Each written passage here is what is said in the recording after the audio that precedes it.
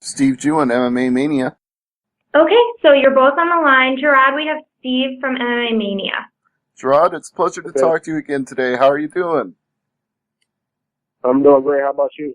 Not too bad. Like I just told Lauren, I'm pretty busy, but happy to be busy and happy to talk to you again about another fight here in Bellator. So, first things first, how has the camp been preparing for this fight coming up in Mulvane? I mean, the camp's been awesome, man. A lot of big guys in my camp, man. A couple Tyrells in my camp. We both trained at the same spot, so it was me, him, Cliff Starks, and Trevor Smith and Matt Frankel. So, and Kyle Stewart. So it's a pretty big camp. I had a pretty good camp for big men. That sounds like a good camp indeed, and a lot of people getting ready for fights at the same time because, like you said, Tyrell's also got a fight coming up on this card. It's short notice to come back for both of you guys after just a few months, so do you feel the timing is right since you're all peaking at the same time? Yeah, this is a great time right now, man. I feel good. I'm happy with my conditioning and how I prepared myself for this fight next Friday. All right. Now, let me go back to your last fight for just a second because it was a largely dominant, at least in my view, dominant fight for you, but one judge scored it 28-28, and I'm still puzzling over that. What did you think when those scores were announced in Thackerville? Oh no, man! The score machine was broke. They actually announced it after the fight that it was a unanimous decision. All score machines end up the score being the same for every card for every judge. It was a unanimous win. They announced it after the fight. They actually put it on the highlight as a unanimous win as well. Oh, well, I guess they never sent me the updated record because I still got the one that was wrong. So I'm glad we put that on the record as correct that it went down as a unanimous decision from all three judges. But just in general, how did you feel about that performance? I'm happy I got it out of the way.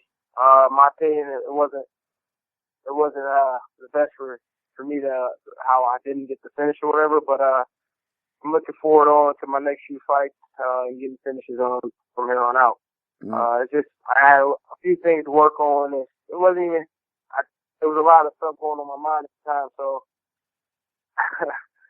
I kind of just forgot a few things, man, on top.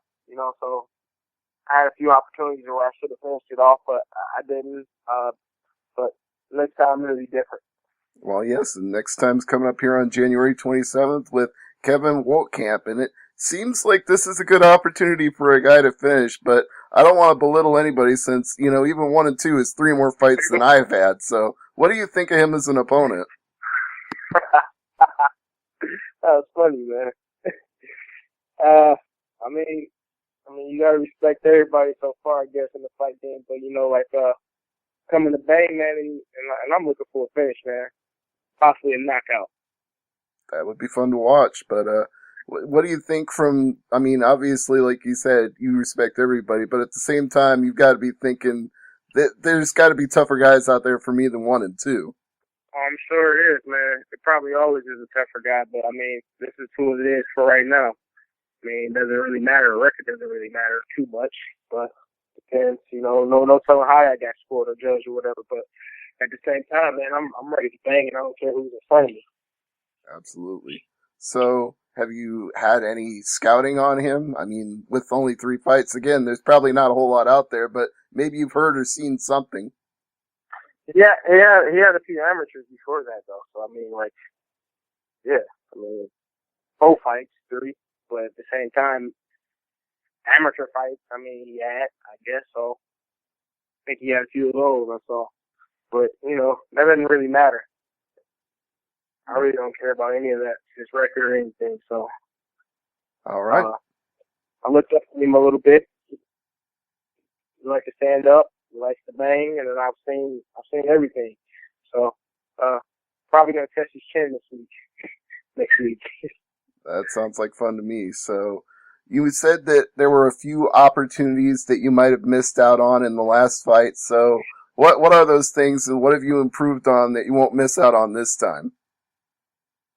Man, knowing when I get into a dominant position on top to finish the fight out with punches, man. Just continuous punches, punching the guy in the face nonstop until the referee stops the fight instead of me just looking for a specific shot to look for a knockout. Just finish the fight the best way possible and get out of the cage, man. Don't make the fight longer than what I have to make it. Simple. Well, I'm going to throw a reference in here from somebody else I talked to this week, AJ McKee. He told me that he likes to finish fights fast, and that's always fun for him. But the thing he learned about going to fight the distance is that it's great to get on top and not take any damage. So you got to feel that way about your last fight. Like, okay, you were in and out, and it didn't hurt you at all.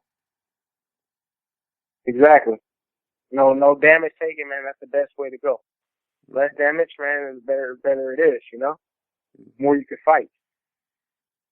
Now, with the last round of fights, everybody that's been impressive, all the young prospects seem to be getting bonused on the TV lately. You know, I've seen Tyrell do that. I've seen Ed Ruth do that. So you got to be looking for that too with this. You want to go out there, get a quick knockout, and get it on the Spike TV. Exactly. I'm not missing out on another opportunity, man. Mm-hmm. And where do you think it'll put you if you keep rising up the ranks and smashing people here quick? How long before you get one of those heavyweight contenders or even get into a heavyweight title fight? I mean, like, man, it's no rush for me. I'm gonna take my time. I'm gonna build up. I'm not in the real rush for any of that right now, man. But at the end of the day, everyone wants to strap around their waist. But like I said, I'm gonna keep working towards what I need to accomplish, man. There's no rush for a title fight early or anything. So I'm gonna keep building, better myself, so I can beat everybody up in the world. Sounds like a good plan.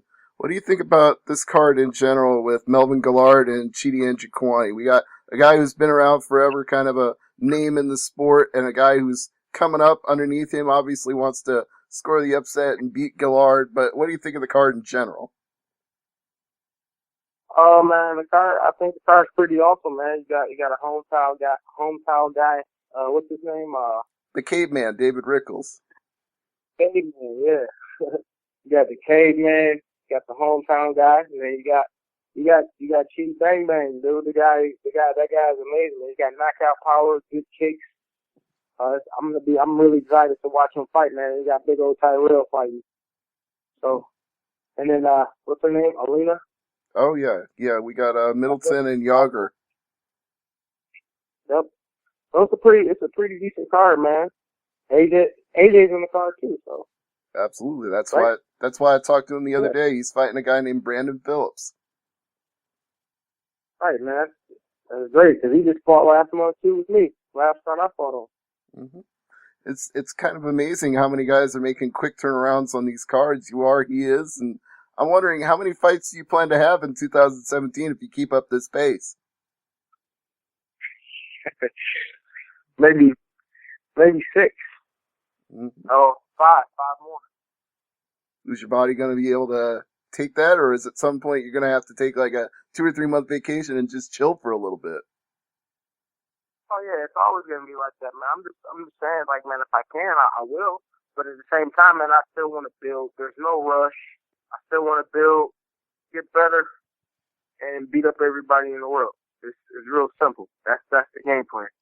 to become the best in the world and beat everybody up.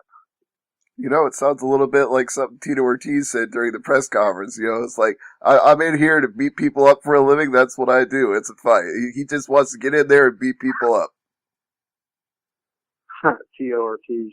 Did you catch any of that press conference? It was pretty entertaining.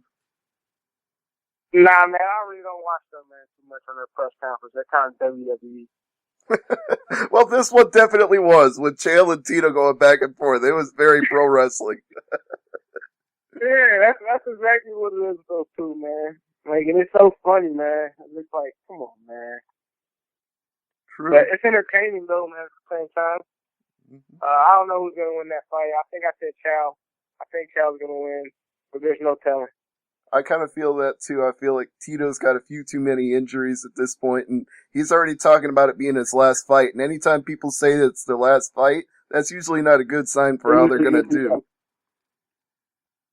Yeah, they usually get beat up when they say stuff like that. Exactly. So, right. But now is your time, because you're young and hungry and coming up in the sport, and Tito's on his way out of the sport. So we're looking forward to a great performance from you, January 27th, Mulvane, Kansas, Kansas Star Casino. And Jarod, what else do you want to plug before I wrap it up today? Not much, man. Just be ready for a kick-ass performance January 27th. That's right. Looking for a finish, and it's going to be a first-round finish on Kevin Woltkamp, right? Sure. Well, I know you said you wanted to get in there and get it done, so you're going to test that chin. Might as well test it early, get him out of there quick. Exactly. All right, Jarod, it's always a pleasure to talk to you. Thanks for the time today. And Bellator 171, January 27th, main event Gallard and Chiquani, but don't miss Jarod Trice underneath with Kevin Woltkamp looking to get on Spike TV with a big knockout. Thanks again. Have a good one. You too. And thanks, Lauren. Thanks, Steve. Have a good one. You too. Bye-bye.